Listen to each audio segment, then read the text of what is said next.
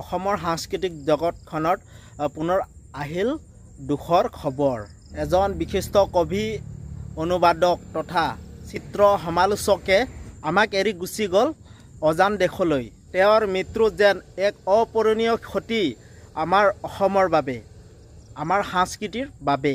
বিশিষ্ট কবি, চিত্ৰ সমালোচক অনুপম তুলসীদেৱৰ দেহাৱসান অসমৰ সাহিত্য আৰু সাংস্কৃতিক জগতৰ এক গভীৰ শূন্যতাৰ সৃষ্টি কৰিছে। তেওঁৰ অৱদানে অসমীয়া সাহিত্যত সমৃদ্ধ কৰাৰ লগতে তেওঁৰ অনুবাদ আৰু চিত্ৰ সমালোচনাই আৰু সাংস্কৃতিক ক্ষেত্ৰত এক অন্যান্য ছাপ পেলাইছে। তেওঁৰ নিৰ্বাণত গভীৰ শোক প্ৰকাশ কৰি তেওঁৰ বিদেশী আত্মাৰ শান্তিৰ বাবে প্ৰাৰ্থনা জনাইছোঁ। তেওঁৰ পৰিয়ালবৰ্গ আৰু শুদ্ধানুযায়ী অনুৰ সমবেদনা জনাইছোঁ। আপোনালোকেও তেওঁৰ পৰিয়ালবৰ্গৰ বাবে যাচিব পাৰে সমবেদনা।